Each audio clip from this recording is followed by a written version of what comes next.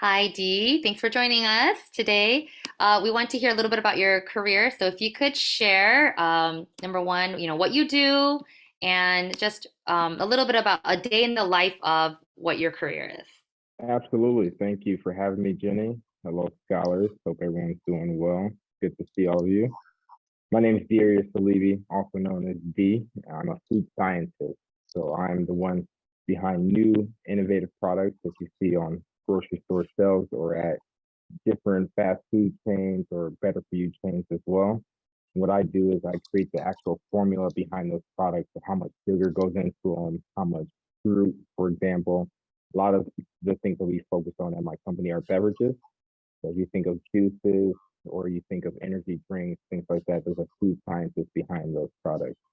So every day I'm using in our lab and I'm making up different samples to try and taste, whether it be for a customer or for our own brand, trying to get them to the perfect point where we're ready to launch them and for the consumer to try them out in the public. Very cool. Can you tell us a little bit about what education is needed, and if you are willing to share, like what is like a range of salary, or you could just tell us, are you happy with your salary if you don't want to share like Yeah, I range? absolutely. I went to Iowa State University, so a 4-year degree is usually required to become a food scientist. I studied food science at Iowa State University, where I was actually on a full ride scholarship to study food science there. After that, I got an internship, which I'm sure we'll get into a little bit later. And then I worked for a little bit at one company called US Foods. And then I started with a new company, Leahy ISP, which I've been at for almost 3 years in 2020. I would say the range is about 47,000 to 100,000 plus, depending on level of experience, where you're at. And I'm happy with my salary, I'll tell you that. But it's a pretty good career. People have to eat, as you know, so you always have a job for the most part. Oh, wait, can I just ask you like a question I've been curious about? Yeah, I mean, hasn't there been like every food already invented? Like, how do you continue to create new, or what yeah, is there a continual need for new tastes all the time, and does that keep your career interesting? yeah, absolutely. I would say a lot of stuff, to your point, has already been created, and it's more so creating those new flavor profiles or making it healthier for individuals. You think of ice cream. I worked on ice cream at US Foods during my time there, and I created a maple and bourbon smoked ice cream. For example, non-alcoholic. Obviously, there's pumpkin spice latte ice cream, there's strawberry balsamic ice cream. There's a lot of different options. So it gives you the ability to be creative and to not recreate the wheel. We're not or creating a new thing that no one's ever seen before. Sometimes it does happen, but it's very rare. But in those cases, there are things like the non-dairy milk that you've seen come to light in the past few years. And yeah, keeps us busy, that's for sure. But more so just flavors, making them better for people, more accessible, more sustainable, things of that nature. And I actually do think people always want new things, right? Like once Yeah, there's trends and always new ideas. So yeah, yeah. You think of the different chains out there that are launching LTOs or limited time offerings at coffee shops, smoothie shops, things like that. There's someone behind those different initiatives trying to bring those new flavors to people to keep them interested too. Because if you continue to offer the same thing over and over and over again, eventually people will become tired of it. People want to see something new, spark their interest, bring them back, and continue to look for what's next. all right. Next question is, why do you love your job? I love my job because I'm able to be creative. I'm able to have a major impact on what the general consumers eat. For me, it's very humbling to see myself end up in grocery stores in the past or in restaurants, and then also on national commercials too, which is pretty amazing. So I just love the ability to be able to make a lasting impact on a very important thing, which is food. Very And cool. I pretty much get to play with my food for a job. So that's fun. Can't beat that. Um, can you tell us a little bit of like what was your favorite product that you made, or like something recent that you felt that you were really proud of? I would say something recent is a product line called All Friends Beverage. We launched it at my current job. It's a new brand. It's something that I helped to kind of co-found to an extent. We created 6 different flavor profiles. They're a better for you beverage. There's a strawberry hibiscus. There's a lemonade, a black tea, a mango chili, and a pineapple ginger. So low sugar, it's made with real fruit, real sugar. It has added vitamins and minerals and electrolytes. So you think of the Powerades and the Gatorade and some of those other. What's the newer one that has the coconut water? That was that one's called. It escapes me. The Body Armor. So products like that, but this is a better for you option for individuals. There's no added caffeine or anything like that. There's all natural energy, and you get the hydration, and then you get the immune system support from vitamin C and low calories. Cool. My kids just went played football and they could have used some of your drink. Yeah, absolutely. I'll get you some. Nice, nice. Hey, what parts do you not like about your job? There's got to be some things. Yeah, absolutely. The thing that bothers me the most about my job, I would say, is we often have to bend for our consumers, meaning we may have the science on this side that is correct, but consumers don't believe it's right. And so we have to bend for them to make products appear to be exactly what they want, even though it may go against our own teaching. Right. So if someone says, oh no, that's bad because I can't pronunciate what it is. But that's not true. It could be a vitamin that is naturally occurring, but the fact that they can't pronounce it, they don't want it in their food. So that's the hard thing. We're always trying to go against, but with consumers, if that makes sense. Like we try to educate them as much as we can, but at the same time, we have to make sure that they're happy because if they're happy, then our business is doing well, and if they're not happy, then we're not doing well. So that's probably the most tough and difficult thing that I have experienced with my job. All right. Can you share from your version, how did you get to where you are now? I would say a lot of hard work. I know that's pretty cliche. Hard work, dedication, and just being overly passionate about what I'm doing. And I would say on top of that, I've always prided myself on going above and beyond people's expectations. So not just doing what was asked of me, but going far beyond that for the greater good, whether it be for the company or for people around me. And then I would also say just making sure that you take advantage of every opportunity to learn, to surround yourself with individuals who have been in your field for a lot longer than you. That's invaluable knowledge.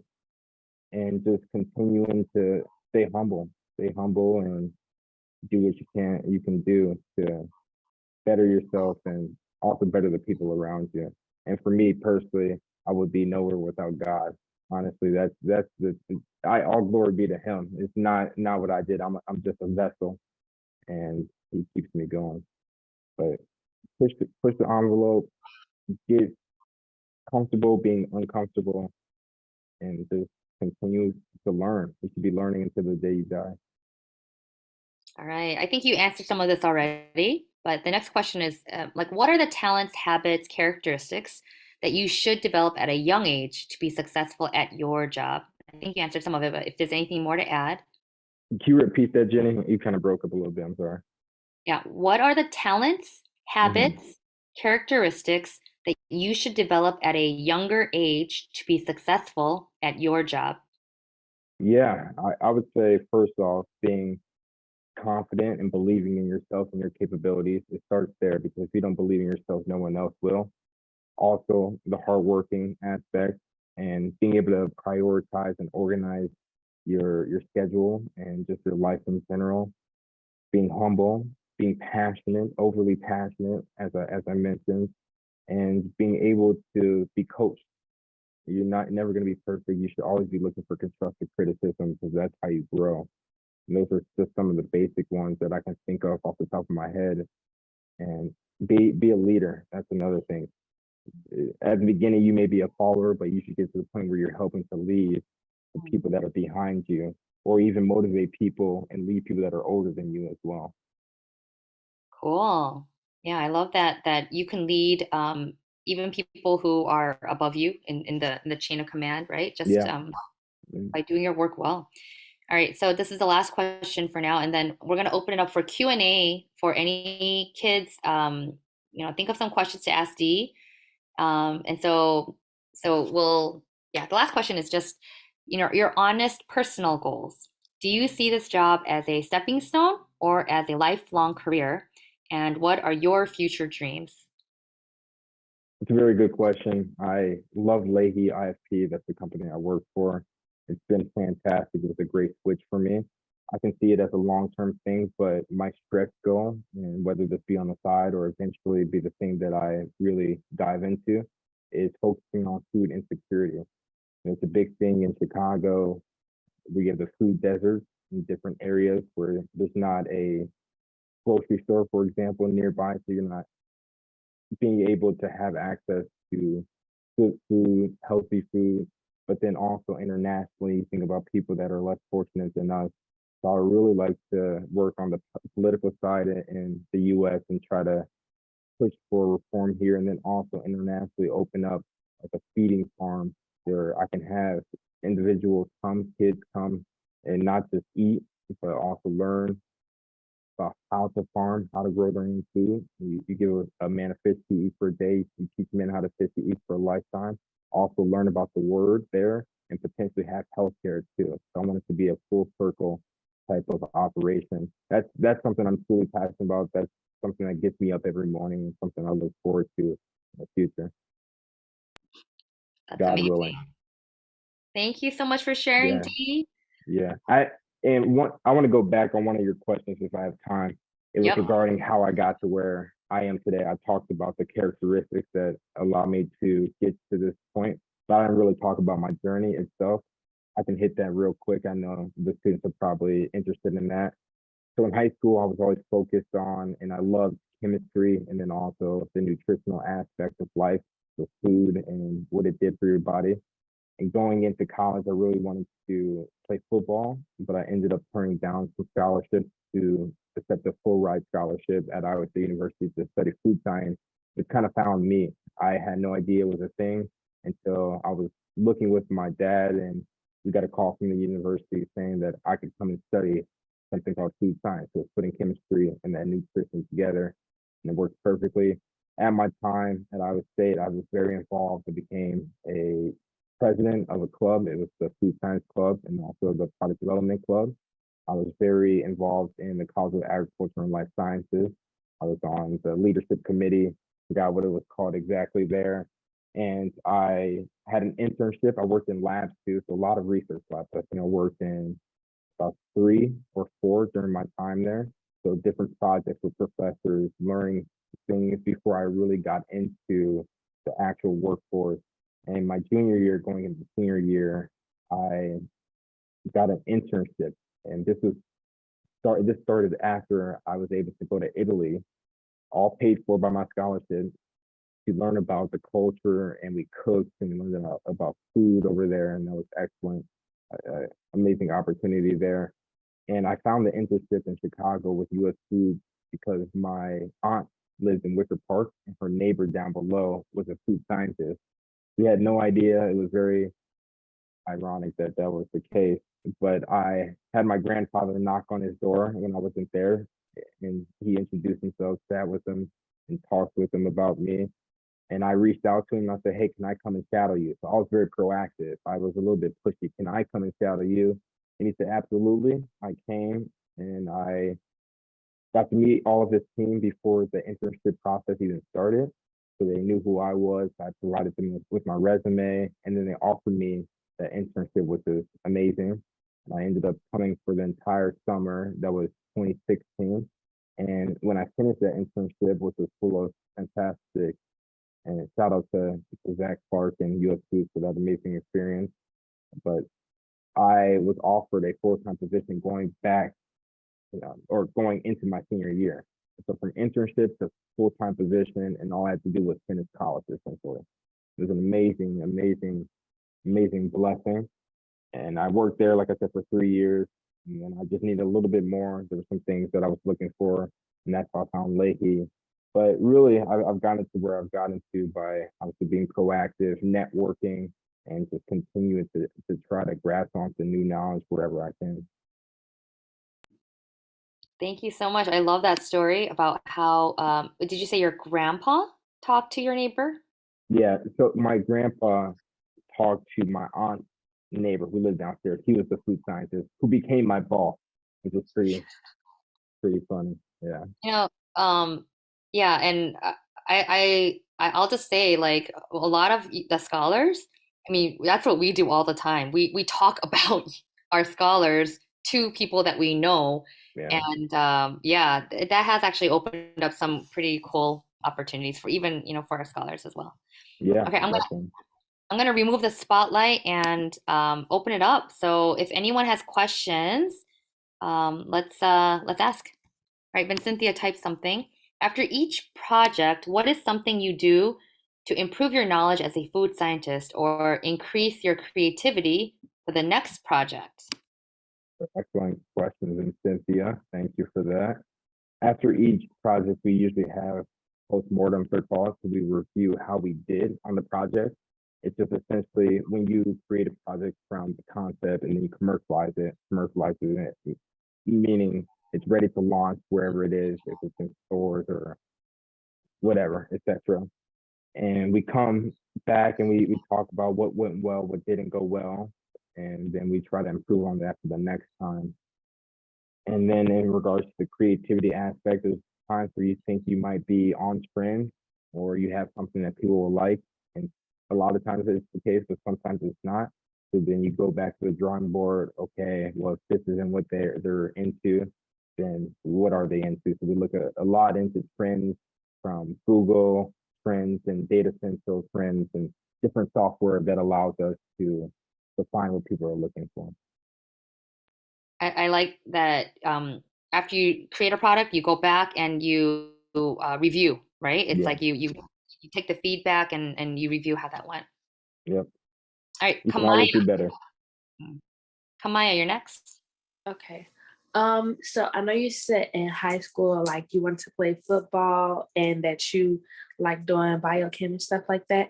But when you, as a child, did you see yourself doing what you are doing now, like when you were younger, like in middle school and stuff like that? Or did you want to be something else? Maya, good to see you. First, I want to say that. Thanks for the Hi. question. I had no idea what a food scientist even was, to be quite frank. I wanted to be an attorney at one point. I also wanted to be a doctor at one point, a pharmacist at one point. So no, not at all. It really didn't come into my senior year going into college where I decided to run with it. Great question. And yeah, I think part of this, the reason why we do this career spotlight thing is because there's a lot of careers out there that we've never heard of. And the title of this is I Love My Job. So we're looking for people who are happy with their job. I mean, no one can say I love my job completely, but Yeah, people who are happy with their job is who we are collecting. Actually, and any scholars, if you have people around your life, like your parents' friends, or your, heroes or people around you, like let them know that we would love to, spotlight yeah. them as well. All right, Terrell, and then Shiloh. Terrell. All right, so I heard that fasting is very good for the body. Do you know anything about this? And like, if you do, could you tell me the benefits of doing it? Because I'm considering doing it. You said Terrell, my man. Good to see you, my mentee there. It Fasting is interesting. You have to do it correctly. I'm not an expert in it. You just have to be careful because if you don't, then you could be hurting your body by starving it of essential vitamins and minerals that it needs to operate and function properly. And then on top of that, if you do it incorrectly, you could end up gaining weight instead of losing and maintaining weight. So I don't want to speak on it too much because I am a little bit ignorant to it. I don't really focus on diets that much. but it's always about maintaining the proper amount of nutrients that your body needs to continue to grow and to work properly. Terrell, just wondering, do you mean fasting for like weight loss, or there is another like a spiritual sense where like some Christians or other religions they fast as part of their religion? Which one are you talking about? Like more like nutrition wise, dieting, or like spiritual? Well, the way I was talking about fasting was I seen this video on YouTube and it said that it reduced the risk of cancer and it also gets out the because sometimes when you overeat, you got a lot of stuff stuck up in your guts and stuff, and like I heard that it helps clean out your body. The I would nutrition. say, yeah, definitely be careful what you see on the internet and what you listen to. The cancer and things like that. That's very tough to validate, especially if there's no research behind it, and there often isn't. Will it benefit you by helping to boost your metabolism? Potentially, things like that. But you can also get that by eating smaller meals, right? Focusing on drinking a lot of water, taking vitamins and minerals for things that you are lacking. All those things will also help to offer antioxidants. So those are the things that help you not get cancer to an extent, right? Antioxidants. So you can get those from eating blueberries. You can get those from a lot of different fruits and vegetables. You don't need to do a fast or a specific diet. You just got to eat in increments and a lot healthier. Yeah, no, I appreciate the just like the warning that we shouldn't believe just anything that we see on the internet, but also like, if we don't really know the topic, we're not gonna like pretend we know anything, right? We're gonna look, we're gonna research and read and seek out experts. So thanks for your humility in that as well. Shiloh and then Aisha. Shiloh. All right. As a food scientist, how do you feel about NAFTA? About NASA, NAFTA, NAFTA, the North American Free Trade Agreement. what about it? So it's like saying that what is it? It's like between it's between USA, Mexico, and Canada, and like we basically give them like junk food, and then like that's how we get all the avocados from Mexico, and then I don't know what we trade with like Canada, but like how do you feel about that? Like it's like agreement between workers and farmers, and also food chemists. So like, how do you feel about that? Because I feel like we're kind of cheating Mexico. See, that's another one that I know about NASA. That's why I asked what specific part of it though. I'm a little bit ignorant to it as well, so I won't speak too much on it. But I mean, that's the trade is a difficult thing. I mean, I go much deeper than just what we're getting from them. For our own selves, it's I have a problem with us growing almonds in California where there's no water. It takes about 1 gallon to produce one almond. The water hog, that is what they call them. So we do that. We continue to push that when we're not really focusing on the environment and creating a sustainable food future. So I mean, avocados in Mexico, I don't really follow it too much. That's a great question though. I will follow up. I'll look into it more and get you my official answer if that works for you. I would All like to right. know and you feel that we're cheating them. Yes, because like obesity rates like raised, I think like around 63% since they entered their agreement, and then like when we tried to leave it, we dangled that we wouldn't like, because like a lot of Mexico's GDP is through exports, and we said that we would cut them off, and so we kind of like cheated them to go back into it. Like that's why Coca-Cola is such a big and prevalent thing there. Wow. Yeah. No, it's good knowledge, Shiloh. Absolutely. It's a tough thing. I mean, trade agreements are difficult no matter how you look at them. I feel like there's always someone that's on the short end of the stick, unfortunately. All right, Gosh, thank you. Shiloh, I'm learning so much from that question and from just your discussion. Um, Thank you so much for these tough questions. These are great. All right, Aisha. So we have 2 minutes left until you guys can be free to leave, but I do want to do the spinner wheel. So let's just take Aisha's last question, and then we'll do the spinner wheel after that. And whoever we'll give the prize. But then if you guys want to stick around a little bit, maybe like 10 more minutes after that, we could do that. So Aisha, go ahead. My question was, like, what was your favorite, I guess, memory, or like currently, like, what's your favorite memory in your job? Like, Thanks, Aisha, for the question. Favorite memory? That's a difficult one. There's been a lot over the years. I've had the great opportunity to meet a lot of famous chefs, work alongside a lot of chefs, work on products again that I said are featured internationally.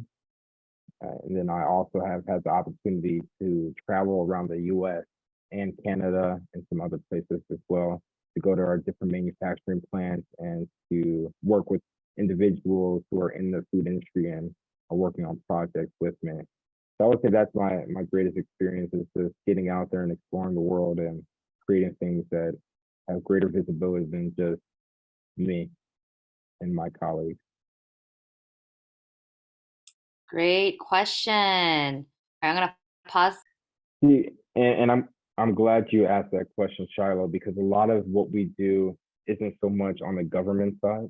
So we're not focusing on the different trade agreements and legislation in my current role, but there are individuals, FDA, USDA officials, who may be food scientists that have a greater impact on those different things. For us, we don't work with the FDA really, but we abide by what the FDA has put in place. So things that we can put in products, what we can call products, what that product has to contain, like if it has to contain a certain percentage of this to be called this, we abide by a lot of those different rules to an extent, but we don't work directly with the FDA really at all. A regulatory individual maybe, but they're not a food scientist, they're a regulatory specialist or whatever her title or their title may be. All right, thank you. Yep. Are you interested in governmental work? It sounds like you are. A little bit, but like, yeah. Thank you so much, though. Yeah, thanks, Alan. We'll connect. We'll talk some more about it. All right. Look forward to it. All right, very good. Any other questions for Dee? All right, I don't see any, but yeah, Dee, like who like you had all these other things that you wanted to be, right? Mm-hmm. But when you were younger. But what I guess like what were some things that you realized about your character or like habit, or I don't know, what was it like along the way? That is it because like food science became so much more exciting that the other things kind of fell away, or was Mm-hmm. it like um you realized that, oh, law was not my thing, like somehow you pursued it but then you didn't like it anymore? Like what was that journey like, choosing your career? Yeah, it was doing a lot of research, honestly, and seeing the different opportunities that were out there. I'm one that really likes a challenge, and I wanted to be a pioneer. There's not a lot of black food scientists or black or food scientists of color in general. You look at attorneys, there's a plethora of attorneys, still a great job. It's still a lot of demand for them, but it wasn't something that I was truly passionate about. And then pharmacy, I didn't want to be stuck working in a lab or at a Walgreens. No offense to pharmacists. There's some that love it, and it's a great job as well. There was just a draw to food science that nothing could even parallel, from being able to interact with customers and to meet their needs. Also being able to literally touch and feel the products that are going on shelves, and just put what I was passionate about together. Those two things, chemistry and nutrition. So it kind of just took over without me really having to choose it, if that makes sense. Yeah, great answer. Yeah, I love that you were just curious about, different things, but then, those opportunities opened up and you Mhm. realized what you were passionate about, Yeah, over superseded some of the things that you used to be passionate about. And I like that it yeah, changes as you grow up. It's okay yeah, to change your mind and have different passions.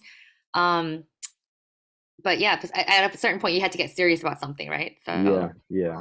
But I, very I, I encourage our scholars, and I tell this to everyone, especially the next generation, if you can get in front of people early. If you can go and shadow them, do it. Even if it's not a career that you're 100% set on, if you want to shadow like an attorney, a doctor, a police officer, FBI agent, a biochemist, an astronaut, try to find adults that have those connections and make sure that you get them to connect you to them so that you can get in front of them. You can learn about what they do on a day-to-day basis and see if it's really for you. Because you might get to their office or spend time with one or two and be like, this isn't for me. And that's what it's about, especially at a young age. You have the time to do it. So I would start as early as you can. Yeah, actually, if I can give an example of that, my nephew, he is very interested in engineering. He's a senior now, but this past summer, between junior and senior year, he desperately wanted an internship and he couldn't find anything in that field. But we have a friend at our church who's a doctor, and he said, "Hey, you want to just intern at my doctor's office?" So he had no desire to be a doctor, but he interned this whole summer at a doctor's office, and he learned about like just the office, about insurance, about and he got to like watch patients be seen. You know, actually, he was interested in the fact that he did some of his patients over Zoom. So he just learned so much, even though it had nothing to do with the field that he was interested in. So great. All right. Thank you so much, everyone. I hope you guys have had learned something new and you know got something out of this. I know I did. And yeah, please do the things that we need you to do to be a successful Monsters guard that makes just a lot of money into your account. We really want you guys to have like a lot. Okay, we have enough. We want everyone to have 2,000 plus. Okay. All right. Thank you so much. Have a good night, everyone. Thanks, G, so much. Thank you. Good night. Thanks, Jayla. Thank you for saying thank you. Good night. Good Good night.